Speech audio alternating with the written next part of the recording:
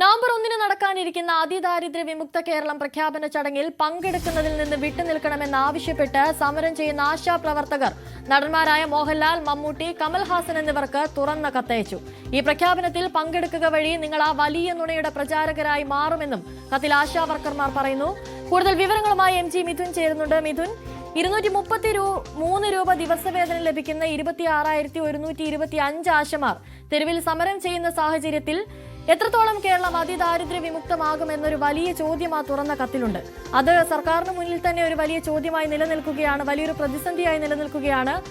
എന്തായിരിക്കും സർക്കാരിന്റെ പ്രതികരണം? അതുപോലെ തന്നെ ഈ വിഷയത്തിൽ ഏതെങ്കിലും നടന്മാർ പ്രതികരണം അറിയിച്ചിട്ടുണ്ടോ?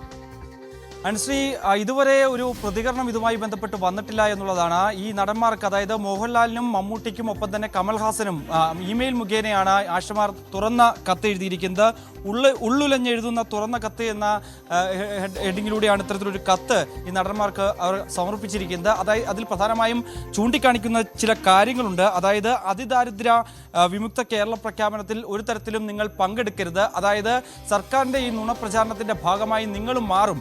അതുകൊണ്ട് തന്നെ ഒരു കാരണവശാലും ഈ ഒരു പരിപാടിയിൽ പങ്കെടുക്കരുത് എന്ന് ചൂണ്ടിക്കാണിച്ചുകൊണ്ടാണ് ഇത്തരത്തിലൊരു കത്ത് ആശമാർ നൽകിയിരിക്കുന്നത്. കഴിഞ്ഞ 8.5 മാസമായി തെരുവിൽ ഞങ്ങൾ കഴിയുകയാണ്. വീടും മക്കളെയും ഒപ്പം തന്നെ കുടുംബാംഗങ്ങളെയും ഒക്കെ വിട്ട് സെക്രട്ടേറിയറ്റിൻ്റെ പടിക്കലിൽ കഴിഞ്ഞ 8.5 മാസമായി വെയിലും മഴയും ഒക്കെ കൊണ്ട് ഞങ്ങൾ കഴിയുകയാണ്. പക്ഷേ ഇതുവരെയും അക്കാര്യത്തിലൊരു അനുകൂല തീരുമാനം സർക്കാരിൻ്റെ ഭാഗത്തു നിന്നുണ്ടായിട്ടില്ല. വിവിധ സമരപരിപാടികൾ നടത്തി മുഖ്യമന്ത്രിക്ക് വിവിധ തരത്തിലുള്ള നിവേദനങ്ങൾ സമർപ്പിച്ചു, വകുപ്പ് മന്ത്രിക്ക് സമർപ്പിച്ചു. പക്ഷേ കാര്യമായിട്ടുള്ള ഒരു ഇടപെടലും അല്ലെങ്കിൽ ഒരു നീതിയുക്തമായിട്ടുള്ളൊരു ഇടപെടലും ഇതുവരെയും സംസ്ഥാന സർക്കാരിൻ്റെ ഭാഗത്തു നിന്ന് ഉണ്ടായിട്ടില്ല എന്ന് ചൂണ്ടിക്കാണിച്ചുകൊണ്ടാണ് ഇത്തരത്തിലൊരു കത്ത് അവർ ഇറക്കിയിരിക്കുന്നത്. നാളിതുവരെയായിട്ടുള്ള, അതായത് കഴിഞ്ഞ 18 വർഷമായി ഈ സംസ്ഥാനത്തിൻ്റെ ആരോഗ്യ മേഖലയിൽ ഇത്തരത്തിൽ വർക്ക് ചെയ്യുന്ന ആശാപ്രവർത്തകരാണ്.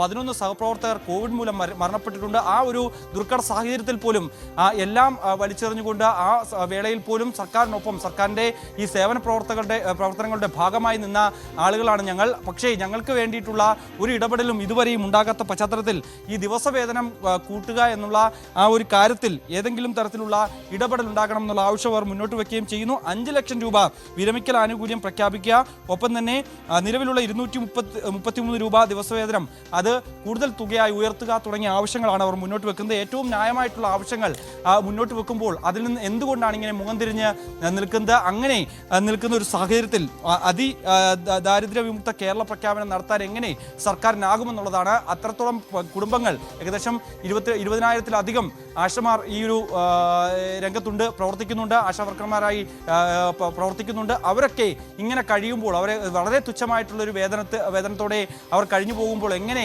അതിദാരിദ്ര്യ വിമുക്ത കേരളമായി പ്രഖ്യാപിക്കാൻ സർക്കാരിനാകുമെന്നുള്ളതാണ്. അതുകൊണ്ട് തന്നെ നടന്മാർ ഒരു തരത്തിലും ഈ പരിപാടിയുടെ ഭാഗമാകരുത്. പകരം ആ വേളയിൽ ആ പരിപാടി ബഹിഷ്കരിച്ചുകൊണ്ട് ഞങ്ങളുടെ സമരപന്തിയിലെത്തി ഞങ്ങളെ കാണണം, ഞങ്ങളുടെ ആവശ്യങ്ങൾ കേൾക്കണമെന്നുള്ള ഒരു അഭ്യർത്ഥനയാണ് ഈ കത്തിലൂടെ ആശമാർ മുന്നോട്ട് വെക്കുന്നത്.